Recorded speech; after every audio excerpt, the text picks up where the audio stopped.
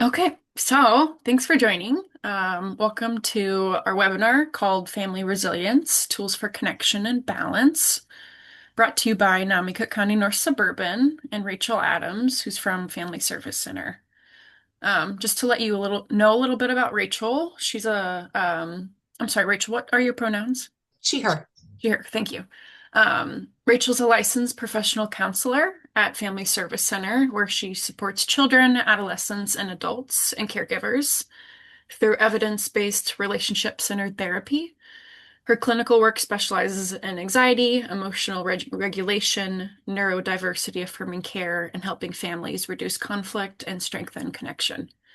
Beyond her caseload, Rachel develops community workshops on stress, resilience, and healthy communication for schools, libraries, and local organizations, coaching skills people can use immediately in their everyday lives. Um, if you do not know me, my name's Courtney. I'm the Adult and Family Programs Manager at NAMI CCNS. NAMI is one of the nation's largest grassroots mental health organizations that provides public awareness, no-cost support, and education programs online and in person so that people and families affected by mental health can build better lives. This person. We offer classes, support groups, presentations, and advocate for mental health. Our programs are free and open to anyone in our community. So during this workshop, Rachel will talk about how mental health conditions impact the family system, the role of routines and connection in supporting regulation and resilience, boundary setting as an act of self-care, encouraging independence and treatment engagement, and communication tools that reduce conflict and support alignment. So we're going to have a Q&A at the end of the presentation, but if you'd like to type questions into the chat, please feel free. Um, so I am honored to welcome our guest speaker, Rachel.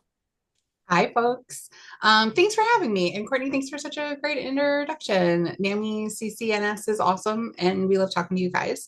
I am from Family Service Center. We're a community mental health nonprofit that's been around since 1913, more than 100 years, taking care of the North Shore in partnership with amazing organizations like NAMI.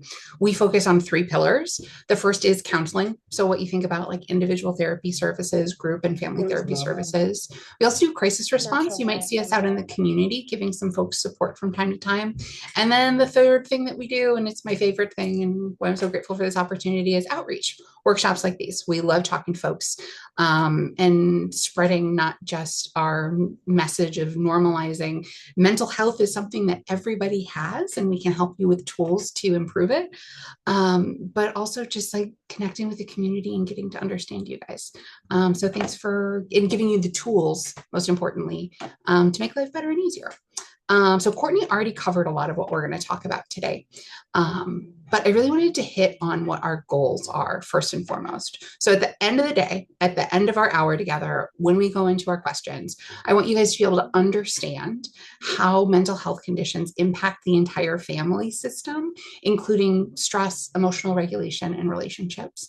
I want you to be able to identify some specific roles that routines and connections have in supporting regulation and resilience. And then I want you to be able to apply practical tools, right? I want you to be able to leave this conversation today with some ideas of what you can do to support boundaries, communication, and independence. They're going to reduce burnout within your family and support treatment engagement and adherence.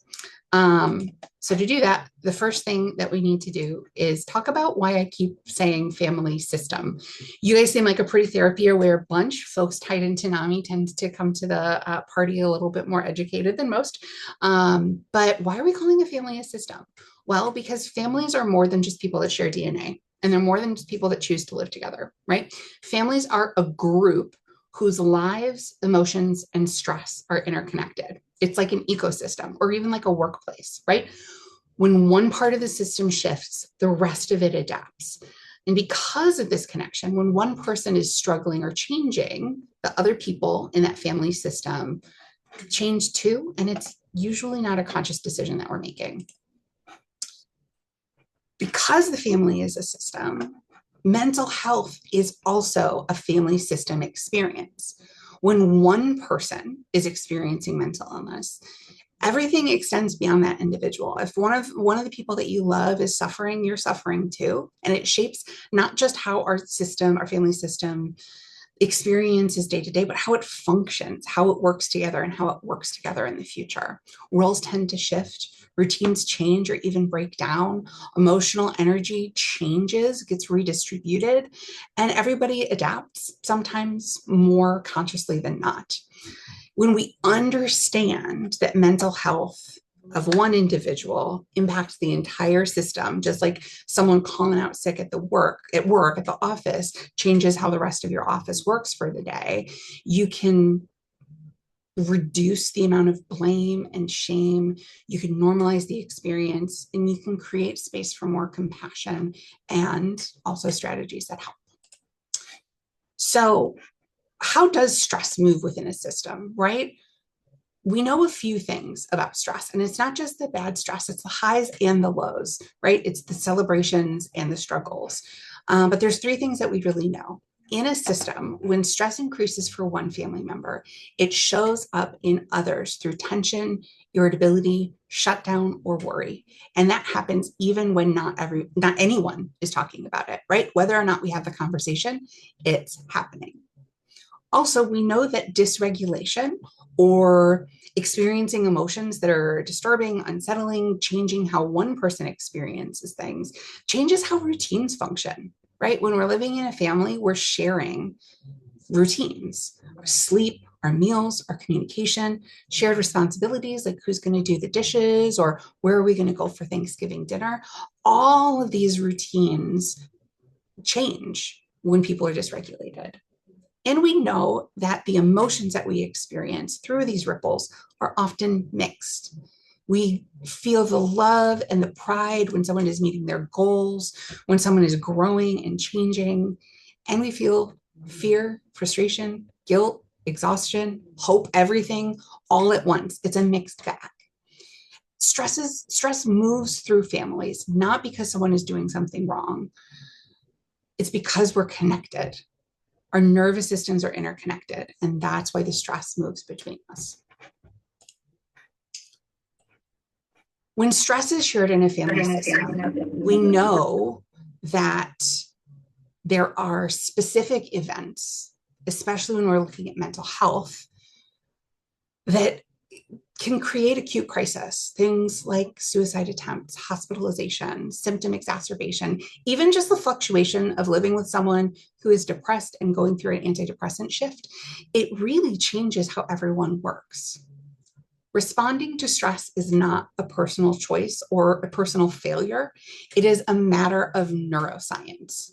But where we can start to regain some choice, develop opportunities to repair, and in turn turn that into resilience, is when we start to learn how to recover together as a group, right? Through restoring regulation, access to thinking, and not trying to force things to be normal and be okay or like they were before.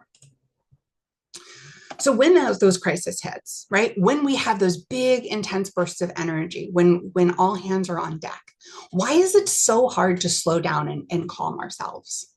Well, it's because our brain is primed for survival, right? And when we are engaging in our survival responses for long periods of time, we start to cope. Often it looks like overfunctioning on the outside, while on the inside, we're feeling stuck, we're feeling disconnected or isolated. It's because of our body is designed. The reason that I know that this is how most families respond is because it's not a choice. It's how our brain is designed to work. And we're going to take a look at that in just a minute. But when we are moving into that overfunctioning mode, it often hurts more than it helps. When caregivers, when parents or loved ones are taking on more to cope with short-term anxiety, the short-term impacts of the crisis, there's a long-term cost, and that is burnout. It's long-term disruption to relationships. It's a loss of agency for many when people have to take away choices for safety, and it can be a source of resentment in families. So what's going on in the brain when a crisis hits, right? I know kind of what happens in the I know what happens in the family, how these patterns show up, how we start over functioning and start shutting down, having these responses because it's really predictable neuroscience. And this is the most technical slide that we're going to get on this. Um, I imagine a couple people here might not be familiar with the amygdala. So for the rest of us, the amygdala is the oldest part of our brain, and we can think about it as our brain's smoke alarm. It has been designed to notice threats and keep us safe. And when that part of our brain, represented by this little orangey pink part in the middle here, when it senses danger, it reacts and activates our fight or flight response. When that alarm gets really loud, when our fight or flight response gets really, really active, it shuts down our prefrontal cortex, this area where that's illustrated in green. And our prefrontal cortex is the newest part of our brain. It's where all of our good decisions live, is what I tell my teenage clients. It's the part of our brain that helps us think, helps us plan, helps us communicate. It's where language lives.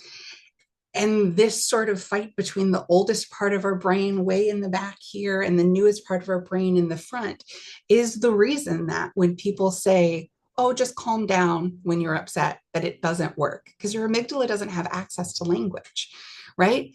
Your amygdala is only there to keep you alive. It gives you the responses of fighting, fighting, freezing, or fawning, or flopping. There's a lot. We add a lot more F's, but it doesn't access language. So in those moments when our amygdala starts to take over, it's hard to use our coping skills. It's hard to solve problems. And most importantly, it is hard to access the most compassionate versions of ourselves that can respond calmly. And that, again, is not a choice or a failure. It's our brain doing its job to try to protect us, to try to keep us safe from threats.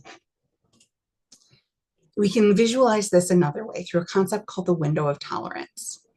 We all have a range of activation from stressors in life, right? Not all stressors are bad.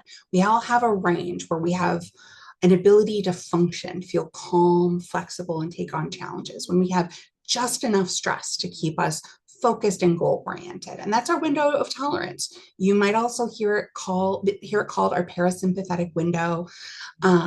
It's our optimal zone of functioning. We're calm, but we're not tired. We think flexibly. When we hit a crisis, when our amygdala starts to take over, we hit into sympathetic nervous activation, the fight or fight response. Our brain responds as though there's a real threat, even if it's just an email or a symptom exacerbation that we've handled before. And it feels like overwhelm, calm, and anxiety. We need to regain control when our sympathetic nervous system starts taking over.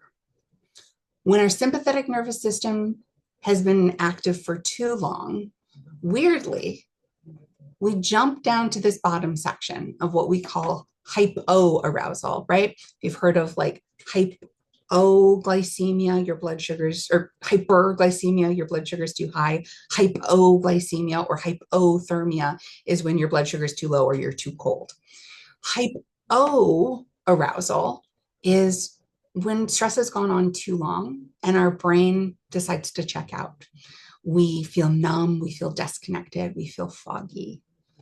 And when stress pushes us into either that hyper or hypo arousal state, automatic responses start kicking in. Our amygdala is taking over and it's making problem solving harder. So what helps us secure that window? And these are strategies for individuals, and they're probably pretty familiar for anyone that has experiences in mental health. We know that for individuals, predictability and routines reduce stress on the nervous system by lowering uncertainty. If you know what comes next, you don't have to worry about it as much, at least, right? I know I'll still worry about it a little bit. When we know what happens next in families, even in small ways, we can help our system respond like an individual would by having that emotional energy conserved so our family knows what to expect next as well. Co-regulation and support is another way that helps us stay within that window of tolerance. Humans are social people, right? There's a reason that we all, even if we don't have biological or romantic relationships, we all have our chosen families. We all have people who are our people. Humans regulate themselves through emotion. A third of our brain cells are what we call mirror neurons, and they're based literally, their only job is to react to other people and their expressions, right? To help everybody react to each other. Being in a calm, supportive presence with others helps our nervous system settle so we can restore access to thinking and communication skills. And then the last piece that helps us over time as individuals secure our windows, maintain in that window of tolerance, is rest and recovery. Rest is not a luxury, rest is a requirement. It is essential for regulation. And chronic stress without rest leads to burnout and decreases function. So, how do we move from individual care to system care, right? Because we talked about mental health is experienced in the entire family system. Self care matters, but it only goes so far. System care shifts the question from what do I need to do to take care of myself so I can do better, takes that question and turns it into how can we make this easier for everyone to carry together. So individual care, self-care supports people. System care supports the system, the family sustainably. Some examples of this are simplifying routines instead of pushing through and trying to maintain normal, naming limits, talking about boundaries, and we'll go into more detail as this presentation continues on some specific examples of how we'll get into this. The first thing that we need to look at, right, if we go back to talking about system care, how do we apply system care? The first thing we need to remember is that because our family is a system, it works like an ecosystem or a workplace, and everyone has their own job to do. So looking at the different positions and different responsibilities in a family system, we have three main categories, and they're based on age, authority, and responsibility. And these are not about control, but they're about who is responsible for safety, decision-making, and emotional containment. When we understand these roles, just like we understand that the new awesome communications and marketing person that we just hired at FSC, that they're going to be able to help me take these presentations even further, that it's not my job to do the outreach, that helps me know what my role is. And I know that our intake coordinator is going to be able to handle those calls. So when we have an understanding of everybody's responsibilities in the system, we can function in a team in the workplace and we can function as a team in a family. So what are these buckets? The first bucket I want to talk about is the kids. And I don't just mean like little children. I mean kids, teenagers, and also our emerging adults, the folks who are not living fully independently yet, maybe provided emotional or financial support, right? Those people are responsible for two things. The first is learning, growing, and practicing their skills. The second is expressing their needs and their emotions without being responsible for managing caregivers. This is something that can be really hard to think about. The youngest people in our system are the most vulnerable, and their job is to learn, grow, and practice skills, asking for what they need without taking on the role of supporting their adults. They benefit from guidance, they benefit from consistency, and most importantly, they benefit from developmentally appropriate choice. The next part of the system, the next role in the system that I want to talk about is often the grandparent role, but it also looks like extended family and more chosen family, right? These are the people who offer support, connection, and perspective, but they're not the people often making decisions. They're here to respect the boundaries set by our decision makers, which we'll talk about next. They provide care to the entire system, but they don't replace the role of the caregiver or the parent, which we're going to talk about now. The parent in a family system, or parents, whoever is the person responsible for safety, decision making, and emotional containment, is the person who's in charge of setting the structure of what happens. They set boundaries and routines that support regulation. They're making the choices that allow the people who are growing and learning to do their job of growing and learning. And it's the hardest job in the entire system because while they're setting the boundaries and routines that support regulation, they are also responsible for managing their own emotions and accessing outside support when it's needed. So it's a huge job to take on. In families, these roles, these sort of positions also take on roles that can shift, right? When mental health challenges are entering a system, the stress response, as we learned, is not a choice. And because we know our brains behave in very predictable ways under stress, there's a couple of roles that people end up taking or moving into, and it changes, right, when we're entering a crisis. These roles there's really four. The first one is the person everyone worries about. You might hear it in clinical documentation if you get exposed to that as the identified patient. But it's easier to think about as the person that everyone worries about. It's the person who's carrying the visible symptoms. It's the person who is experiencing depression themselves. It's the person who has had a mental health exacerbation. It's the person who's in recovery, right?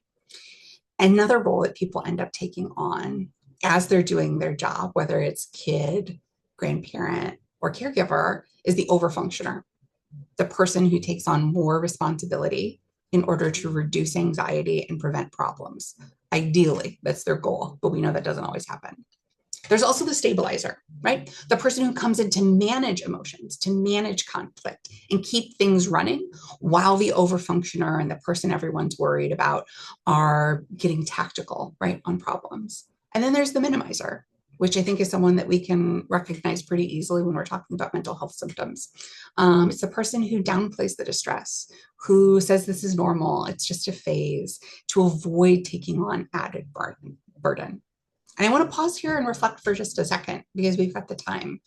And I wonder if there's any of these roles that feel familiar in your families. And also, no pressure to participate. You don't have to if you don't want to. It's Liz. I'll go.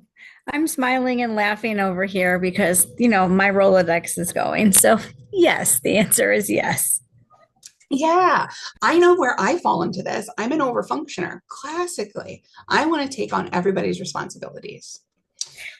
Um, But, can oh, I? Oh, I'm sorry. please. Yeah, if we have any questions, this is also a great time to talk about questions because we're going to shift a little bit and start getting into solutions soon. I just had one quick question, and maybe it's not a quick question, but do you see like overlapping? Like, do people wear different hats and like sort of take turns filling these roles in different situations? Absolutely. That's how the system dances together, right? When there's one change, the rest of the pieces move. Think of it as, a machine. When one gear turns, the rest of them turn for it. We fill in the gaps that we see and we respond in the ways that our nervous system allows us, right? And you can even think about these categories, the overfunctioner, the stabilizer, and the minimizer, as fight, fawn, and freeze or flee, right? So the overfunctioner is the person whose nervous system is in that fight response. They want to fight, they want to knock the problem out, right? The stabilizer is the one who's going to fawn, who's going to manage the emotions, predict the room, keep the logistics going, make sure everyone stays happy, as opposed to the overfunctioner who's taking things head on. And the minimizer is often in a state where they're frozen or even like fleeing, right? Where they can't cope and they're trying to avoid. So I think that's a really great question. But yeah, these roles can change and we can shift. And recognizing them in your family and yourself can help you figure out ways to address that pattern if it's something that needs to address, or replicate that pattern if it's something that you think is helpful. Really good question. There aren't any other questions, which I don't think there are. I'm going to scooch on to the next slide. So, okay, we know who the people in the family are. We've got the kids, got the extended family, we've got the caregivers. But how do we make it? And we know the roles that we often take under stress: the fighting, the fawning, the freezing or fleeing. But how do we make sure that our roles were, before we start to apply support, how do we make sure that support is heading in the right direction? If there's nothing else that you guys take away from this slide, I think that this is one of the most important theories in the last 15 years, well, probably 20 years at this point, of psychology about trauma and how we manage stress as a system. And it's called ring theory. It's a way to understand how support is best offered during moments of crisis. So if we imagine concentric rings, right, we have in this visual here, the person most affected, so the person everyone worries about, the identified patient, is the person who's at the center. And in concentric circles around it are the people that are closest to them. The inner rings are their caregivers, their siblings, their partners. And the outer circles are their close friends, and then their more distant friends, and then coworkers in the larger community. And in this theory, right, you want to make sure that comfort moves in and stress moves out, right? So the person who is in the center, their only job is to receive that comfort and exit the stress. The person next on the, so that's the identified patient, the person we're worried about, their job is to take in the comfort, dump out the stress. The next person, the caregivers, the siblings, their job, they have stress to dump out too, right? And they need support. So their job is to receive the support, but they move the stress outward to the next ring of people, right? So instead of going to the identified patients, the person that we're worried about, for support for their mental health needs, they move it to perhaps an extended family member, perhaps a professional support. So everything is moving from the person most affected by the crisis to last, least, right? So that the person in the center has the support, is not overwhelmed.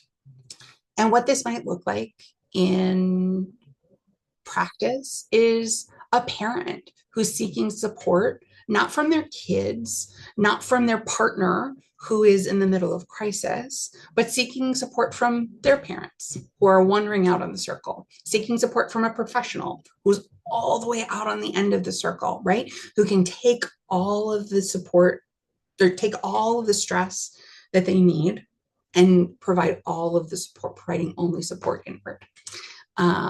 The most vulnerable people in this theory are protected from managing the emotions of other people. So if there's nothing else that you take away from this, thinking of this framework, I think, can be really helpful, especially as we move towards how the system care works in action. So now that we know, okay, we know why we call a family a system. We know why a family crashes out when stressors are introduced. And we understand what the jobs of each person in the system are, how stress might show up for them, and the best way to organize that stress. Let's talk now about what it actually looks like to put the system care into practice. System care is about intentionally noticing and celebrating in small, predictable ways, right? It's about attending to the system and finding small moments that don't need to be big or emotional to build a family culture and resilience over time. Things that can be incredibly powerful system care are things like identifying a phrase that's reassuring to everyone in the system. For me and my family, what we say is, this part is over. We're together for what's next, right? It's also about marking effort rather than outcomes, which we'll talk a little bit more about later, why that language is different. It's not about saying, you did it. You made 100 days sober. It's you stuck through that, right? You fought and you met your goal, right? And it's returning to the same rituals to give that sense of normalcy, answering those individual needs that we discussed earlier within the context of a system. Families heal through sharing in that system, not by shrinking. We grow our resilience when we're able to stay connected through the stressors rather than trying to overfunction and carry it alone or minimize. And that's scary work. It takes guts, it takes courage. We have to share our time, our struggles, our joys, our fears, and our hopes. My best friend grew up in Germany, and she has a really wonderful phrase that she knows in German, but I don't speak German, which is joy shared is joy doubled, grief shared is grief halved. And I think that that is something to think about when we look at the system, right? We can't heal as individuals. We have to heal within our context. And that requires the courage of sharing. So how do we do that? How do we share? How do we connect? Well, we do small things that make a huge difference. The biggest thing, I think, is having daily anchors, those predictable daily routines that regulate our nervous system. And it doesn't have to be huge. It doesn't have to be an elaborate family dinner. It can be exchanging what are you looking forward to today over your cup of coffee in the morning while you're running out the door, right? Any small moments where you can connect and stay grounded when things feel uncertain, settle the nervous system, let you know that connection is not only available, but it's predictable. And that's where the larger rituals come into play. Having weekly moments that we know we can predict. Again, it doesn't have to be deep or meaningful. It doesn't have to be a 5-star dinner out. It doesn't have to be a movie. It can be a board game, or Tuesday night, it's fend for yourself sandwich night. And you eat the sandwiches together, right? Having those little rituals, a game of Uno, or my family plays Sequence every Friday night, right? Having those weekly connections and weekly rituals provide continuity, a continuous through line that you can rest on during stressful seasons. And then staying flexible, right? Things are going to change. Having the flexibility to know when you are able and willing to adapt prevents power struggles, which preserves relationships. So the goal with having these routines, these daily anchors and weekly connections, is to provide steadiness without rigidity. It's not about providing perfection or having an assignment that every week you have to do something, or it has to be perfect or the same every week. Connection is what's the core of all of these, right? What do those all have in common? It's connection. It's the fact that 1/3 of our brains is designed exclusively to understand the emotions and the responses of other people. Making people feel seen, understood, and supported regulates our nervous system better than anything else. And by being part of a family system, even one that's been impacted by mental illness, you are able to provide a regular place to feel seen, understood, and supported, right? It's such a rare opportunity. And it doesn't require more time. It doesn't require perfect communication. It's those small, brief moments that we talked about before. It's the shared humor. It's owning it when you mess up. It's showing up consistently, even after a hard conversation. And it's the brief check-ins that matter. So how do we balance providing that support, providing those rituals with independence? Because we're undoubtedly working with people who are making their own decisions, right? People who are navigating their own life, their own mental health journey, their own realities, because families are more than people that live in a home, right? Families are impacted by mental illness when someone lives states away. So how are we balancing both the connection that we need to heal as a family system, along with the independence? So I think the most important part of this slide is the sort of tagline at the bottom. Supporting growth, balancing that support and independence. It doesn't mean removing challenges. It means supporting learning, allowing practice, and giving the supports when necessary. Growth is learning with training wheels and opportunities to practice. So how do we do this? The first thing is age-appropriate autonomy, right? And developmentally appropriate autonomy is probably a better way to phrase this. It looks different for different people, what their needs are, and what their skills are, what their capacity is in that moment.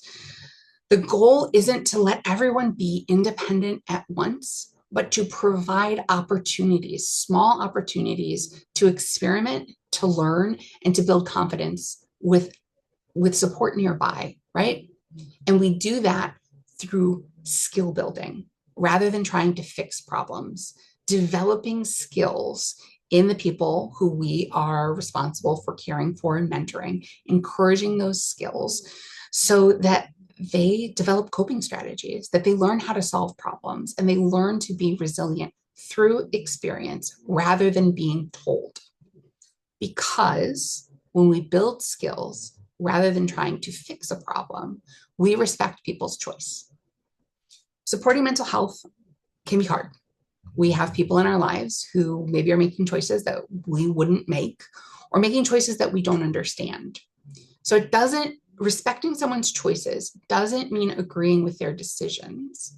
It means that we are recognizing change is most likely to happen when people feel that they are respected rather than they're being controlled. When we respect choice, not only are we giving people the opportunity to have the age appropriate autonomy, give them opportunities to practice their skills, but we're keeping the relationship intact because the structure is holding them accountable rather than the relationship. So we're respecting their choice to keep the relationship intact, even when decisions aren't fully understood. Keeping the relationship intact, I should say, in ways that remain safe for us, because we're going to talk about boundaries soon. And by soon, I mean right now. Boundaries are one of the most important acts of care that we can provide in a system that's being harmed by mental health or stressed out, taxed by mental health. Boundaries are not punishment or rejection. They are ensuring that a relationship will have longevity by respecting the autonomy of every individual, including the caregivers who have the hardest job in the entire system. Healthy boundaries make room for caring without an opportunity for resentment. If overfunctioning is what causes burnout, is what causes a relationship to degrade, boundaries are what supports warmth and growth. So what are some examples of healthy boundaries to hold, right?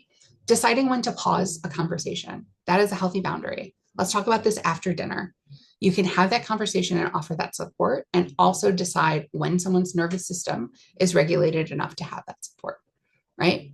You can plan to visit things later. Right now, we're focusing on today, guys. We are not talking about this problem 6 months from now. You get to triage what you work on, and you can say no. Saying no allows you to say yes later. So boundaries, again, they're not punishment or rejection. They are what allow us to function in a system without overextending while respecting our own autonomy and choice and keeping ourselves safe so we can continue to function for longer. This obviously is going to bring up some complex emotions, right? The reality of setting boundaries, the reality of having these hard conversations. It's often about having the capacity to support multiple things at the same time, complete opposites at the same time, right? We're holding grief. We're holding grief because when mental illness is impacting our families, our life doesn't necessarily, I don't know, I sure didn't plan to be married to someone with ADHD diagnosis as an adult. That wasn't in my plans, right? People don't plan to have a loved one, a child who experiences severe depression, substance abuse issues. It is reasonable to experience grief over life looking different than you expected. And that grief doesn't mean that there's a lack of love or a lack of appreciation for what's there, but it means that something mattered to you and it was lost. And we often feel guilt about that, right? We feel guilt that we wish our loved ones functioned differently, that we wished we didn't have so many therapy appointments to go to, that we wished that they were able to be at home with us right now instead of having to stay somewhere else to stay safe. So that grief and that guilt weighs on us. There's also the exhaustion and resentment, right? When we're not setting those boundaries, we're drained. Even when we set those boundaries on a good day, what we're experiencing, those stressors can be draining. And that exhaustion and resentment can often be a symptom, a cue to us that we have unmet needs, that load is not even, and attending to those needs can help prevent burnout early.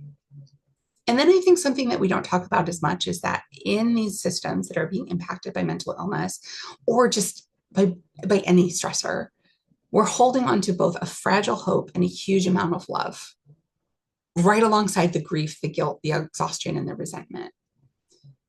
Families who care are also families who get worn down, because if you're not fighting, right?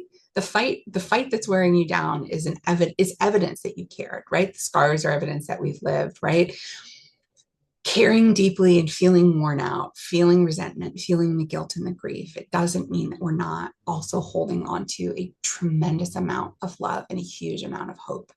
And by anchoring ourselves to that love and that hope, we can see the opportunities for connection, we can notice the progress more easily, and we can let the relief that support can provide sink into our bones without having to pretend that we're fine all the time, right? By acknowledging that these are all things that we're experiencing, we can navigate them authentically and reduce the amount of taxing on our nervous system, have a greater opportunity to rest. So how do we support that healthy communication that lets us experience those emotions, that lets us hold those boundaries?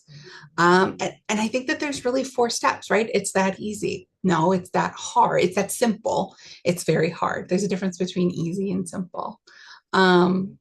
So what do? How do we make sure that communication is respecting our role in the family, is answering the way that our nervous system is picking up those tasks, that's speaking to the boundaries that we need to hold, that's helping everyone stay within their windows, batten down their hatches for the storm.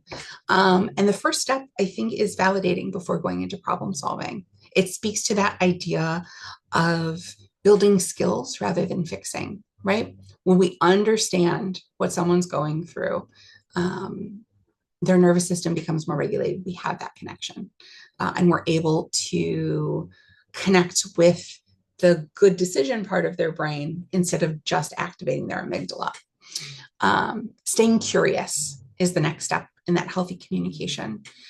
We know that people with mental health challenges and just people that we know and love tend to have patterns. We understand their routines, we understand their ups and downs.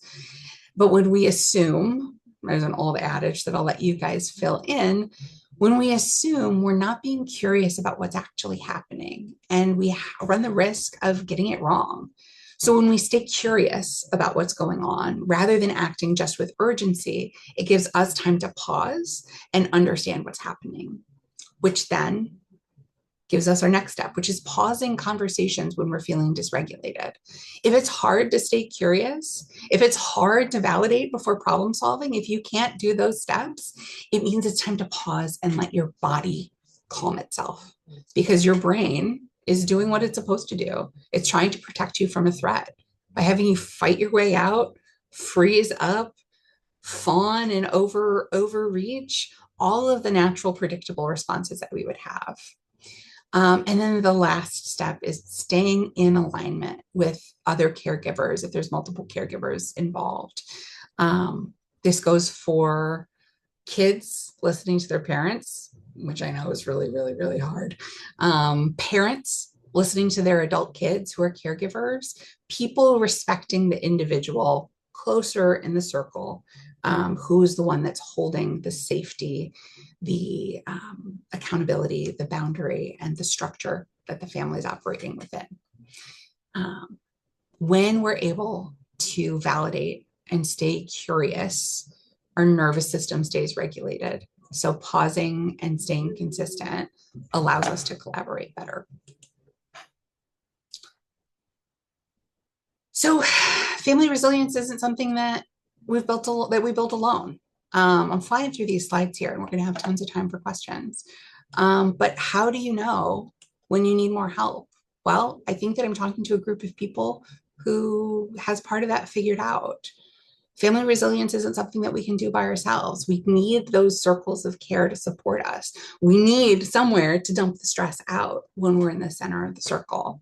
So certain supports include things like what you're doing today, attending NAMI education or connecting with other peer groups for connection, validation, and shared experiences, accessing, community mental health resources for ongoing crisis support, and also finding your own individual or family therapy to help you build specific skills so you can process what's happening and support the people closer in the circle to you.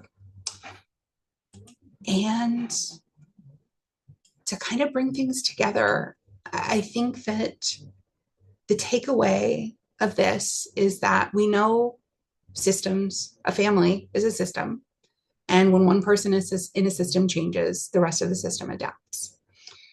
When the person who changes is struggling, the rest of the system tends to struggle too. Building that resilience isn't about getting everything right all the time. It's not about remembering the neuroscience that I prattled on about in the middle. It's not about maintaining the perfect structure of care where you're never accidentally putting your stress towards the center of the circle instead of dumping it outwards. It's about returning to connection, clarification, and care when stress pulls things apart. So these are my slides for today. And I think that we have a few things that we can talk about and consider. I have some prompts here, but I think before that, I'd love to open it up, Courtney, to questions, if we have them. Yeah, thank you, Rachel. This was so informative. This was really great. If anyone has questions, you can unmute yourself, put it in the chat. Yeah. I always like to clarify before I answer questions that I'm a therapist, but I'm not your therapist, at least not yet. So what I'm providing is general guidance and understanding based on research that I have read. It's not specific advice for anyone. If you got questions, I'd love to hear it.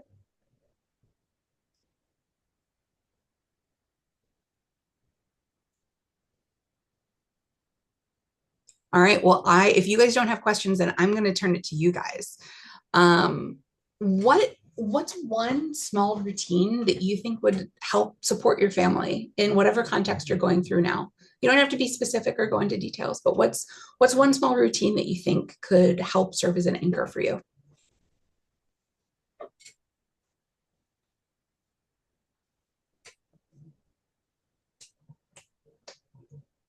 We play board games in our house. We don't have like a schedule.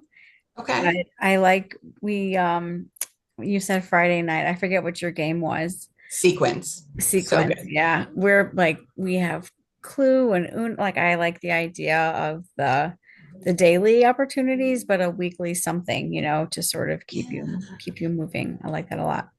There's one thing that I didn't touch on because again, it kind of goes heavy into the theory, but there is one of the sort of foundational people of a branch of therapy that we call marriage and family therapy. Her name is Linda Gottfriedson, and she describes the way that families interact and how relationships break down using a metaphor of a savings account, right? every time that we experience conflict, it is a debit, it's a withdrawal from that savings account. And we can't avoid those. We know that they're going to happen. But our ability to be resilient in the face of those withdrawals, those unexpected challenges, um, can be significantly mitigated, significantly supported, made a whole lot easier if we're also making deposits into our savings account, right? So we're not writing checks or butt can't cash. So when we're having those regular casual moments of connection with our family, we're building up that goodwill that we share with each other. We're having that connection. In addition to the fact that we're getting to know each other, we're understanding how each other's brains work, right? When we have those authentic connections. But when we have those regular repeat events, we're putting deposits into our savings account. So the next time that we have a withdrawal, not if, when we have a withdrawal, we're able to bear that burden a little bit easier. So I love that idea. Yeah, I think the games are a great idea. They're playful, they're neutral. They work across a range of function. And it lets us be kids, which can be fun. What else? Does anyone have any other ideas for micro routines or little ways to stay connected with their family in challenging times? I do like a breakfast with my dad, You do breakfast with your dad? like once a week. Yeah. That's really nice. Do you guys go out? Do you meet up somewhere? He really likes McDonald's and like he runs into old friends that he used to see around there. So he That's like, really will touch base with some, people he used to work with 10 years ago. that's really, really sweet. And first of all, McDonald's breakfast goes way harder than it should. I love me sausage biscuits. Yeah. But what I love about that is that you have a predictable routine. So once a week, you need to get out of the house. You need to be functional enough that you can get out of the house and in alignment with your values. For me, that might mean like having a shower within the last couple of days, making sure that I'm looking presentable. So it's anchoring you to routines that support function, which is awesome. You have the predictable piece of connecting with your dad. Your dad has the piece of connecting with his larger community, right? Reminding of those positive experiences. And you're doing something that I wish that I had talked about with now is the fact humans, we're basically houseplants with slightly more complicated emotions, right? We have a few basic needs that when they're not met, things get pretty crazy pretty quick. So by connecting that ritual around food and drink, we're making sure that we're not like in hangry mode when we're connecting. We're making sure that we're getting nutrition, we're supporting ourselves. So I love that, Carla. I think that's an awesome idea. Weekly breakfast with your dad is great. Are there any other micro routines or anyone feeling brave enough that now that we've had a couple people talk to ask some questions?